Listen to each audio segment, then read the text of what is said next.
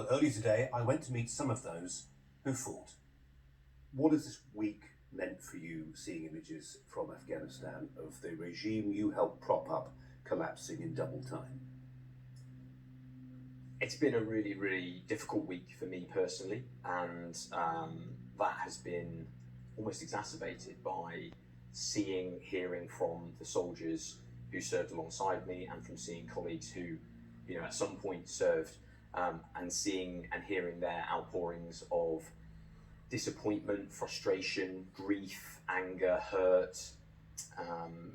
It's difficult to take on board, and it's difficult to process, to be honest.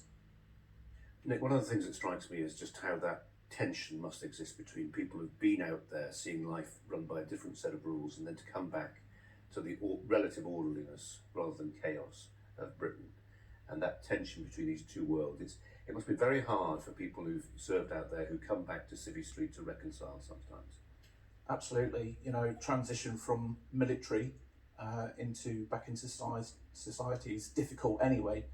Once you've done such deployments, we know there's a big problem.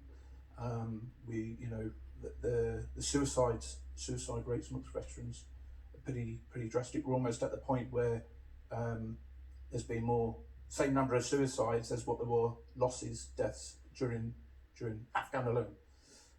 So it is difficult, and times like this really reopen wounds almost for many people, not just veterans and military personnel, but also the partners and families, and widowers end up having to relive it all over again.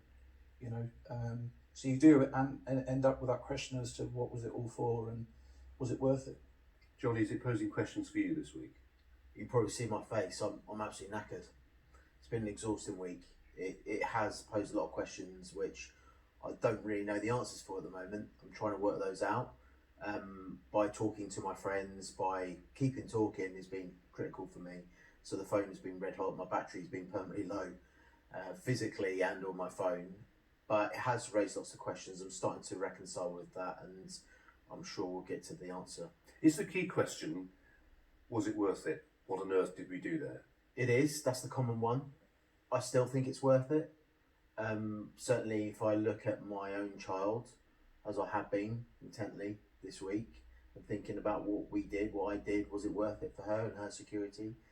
And for those children that I worked with in the school in Afghanistan, Sidhan school, and the uncertainty around that school has been playing on my mind and those children. But with those fears comes some hope. And that was 10 years ago. So many of those children are now adults who might have their own families or starting their own families, and their expectation of education is different from their parents, as it was for me. The question of going to university wasn't in the conversation around the kitchen table for me, but I did, because I was pointed there by a teacher. So I'm hoping that those teachers that I work with inside and school, and those children, their expectation about their future and their children's future will be different. So for me, that makes it worth it. Yeah. Nick, when you see pictures, as we've seen this week, of American but British soldiers as well at the airport being handed children, trying to create some order from the chaos, what runs through your mind? Initially, beginning of this week, I actually tried to stay away from it. For my own mental health, I'm still dealing with PTSD and depression, and I've been in quite a dark place anyway before this happened. And unfortunately, when I did actually have a look what was going on, where we're at, it was the video, I think it was yesterday, of the United States Air Force plane taxiing down the runway. And when you're so desperate to escape that you cling to the outside of a moving plane, it's heart-wrenching, it's absolutely gut-wrenching. And again, I've got a daughter, she's only 14, and I think there was a picture of a military personnel carrying a child. That for me was just, really difficult, like you say. But I do firmly believe that we have to take solace in the fact that, like Johnny says, 2 decades we were there, a whole new generation of Afghani people have enjoyed a better life, more security, the infrastructure we put in place, the schools, the education, more women from Afghani have been speaking on the international circuit, and they've experienced a much better way of life compared to their parents and grandparents. So for me, I'm clinging to that, and although there's a very emotional side, I believe that we have to cling to that hope. James, there's a sort of unspoken truth, it seems to me, that sometimes comes through from talking to people, talking to veterans, which is that the times they spent in theatre were the most intense and rewarding of their lives. And it's almost an embarrassing secret that people are reluctant to share. But do you know what I mean? I wouldn't be reluctant to share that at all, no. And I would say, apart from proposing to my fiance, I would say that my times in theatre were the most intense, emotionally engaging, exciting, rewarding, horrific of my life. And they to the point, James, where people miss it. I mean, so one of the things that I've been contemplating is in the conversations that I've been having with friends of mine who are upset and friends of mine who are letting it go this last week is if I said, should we go back? Every single one would say yes. Really? And that is no comfort or solace to the widows and widowers and children who lost parents, and you know, I can't imagine how they're feeling, but there is a whole generation of young men and women, and now older men and women who served their country, and they will forever be proud of that and what they did every moment, every day, anything that they did, they should be proud of, and that does make it. And that cohort of veterans is working its way through society now. They went there in their 20s, they're now in their 40s, and you see it in some of our political figures and figures even in business, for instance. How are they different from people who didn't serve? What sets them apart, if anything? So, you know, I don't want to speak for everyone here, but, you know, I've spoken with, and I'm very close to a number of veterans who work in politics as MPs and who run businesses or who are successful in large companies, you know, Deloitte, KPMG, and I would say that that you don't have to have served to have core values and to be a good leader, but it is excellent training. It's a great setup for individuals who need to show integrity, who have shown moral and physical courage, you know, who do put others first. All of these things that kind of contribute, you know, I'm not going to list the 6 core values of the army, but you know, you can see those elements in servicemen and servicewomen and veterans. And I think it's something that we really should be looking for more in every point in our lives, you know, every point of society. Was there something in particular about the nature of IEDs, of those improvised explosive devices, that must have meant that every minute of every hour of every day when you were patrolling, you knew it could be your last breath? Yes. Yes, there was. Nick? Yeah, the real scary one came from me actually just before that in Iraq, and when they went into PIR, passive infrared, and you knew that, you know, your electronic countermeasures weren't as effective against that. And when they took that from Iraq into Afghan, you know, whilst... So they devised new, better ways of killing you? Absolutely, we couldn't block it because it's set, and as soon as you cross that beam, like anything you got in your bathroom when you walk in and the light comes on, that technology was hooked up to IEDs. Whilst I didn't deploy out of Bastion because I was there as a training team, I was all too aware of how devastating that can be and how ineffective we are, aside from obviously the vehicles that we had, and finally got the decent vehicles that could protect us.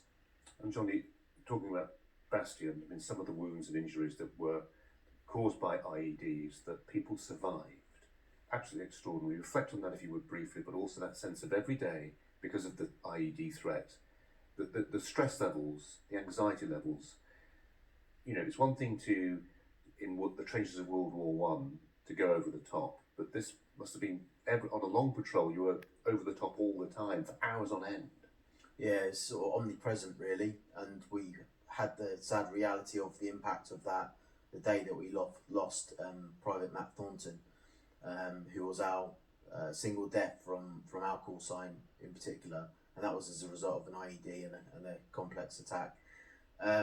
So the reality, that was pretty early on in our tour. What do you mean by complex attack? Just So where you involve IEDs, rifle, small arms fire as well. so they've blown up and killed one of your men, and then they start shooting Yeah. at you as well. Yeah.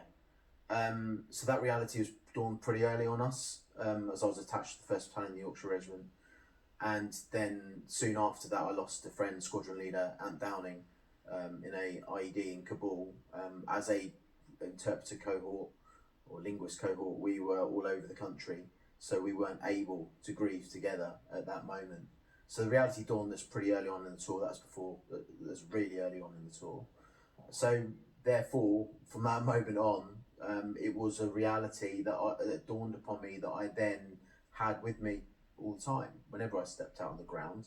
But then the responsibility to your mates, that you stepping on an IED could cause more hassle for them, not only harm for yourself, but the knock-on effects on that as well. So therefore, you really had to switch on and do your drills as trained, as taught, in order to secure the safety of your friends too.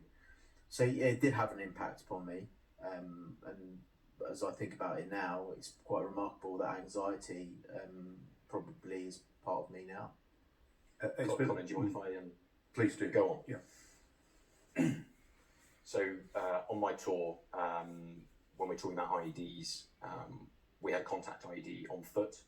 So myself and 2 other my soldiers were blown up on foot. Thankfully, no one with serious physical injuries. The vehicles, I think, were hit 2 or 3 times.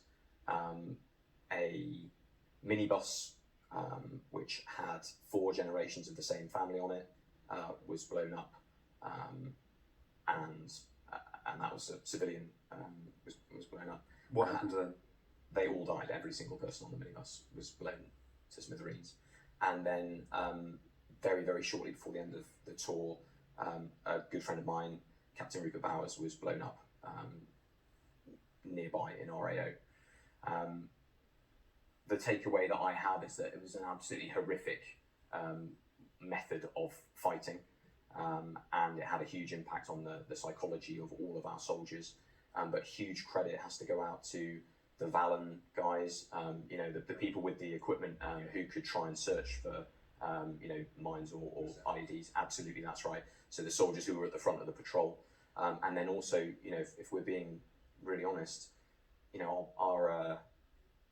our Afghan partners, they didn't have that kit and equipment, and they took their lives in their own hands even more every day, and at times, if they were feeling brave and they pushed on ahead, then we could follow them, and we'll always be grateful to them for that. But it's a horrific weapon to be used against us. Really, really difficult to fight.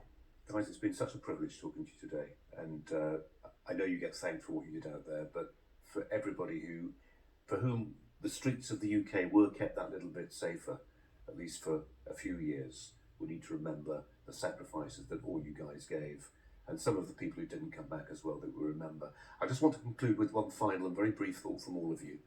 We've talked about what happened. It's beginning to fade into memory, more so for people who didn't serve than those who did now. But in a one-word answer, I want you to tell me whether you think, perhaps because Afghanistan becomes a playground for terrorism again, or for other reasons, British soldiers will again serve in Afghanistan within the next few years or decades. James? I don't know, probably. Nick? I'd like to think not, but I think something will have to happen. Johnny? There's a realistic possibility. Gentlemen, thanks very much indeed.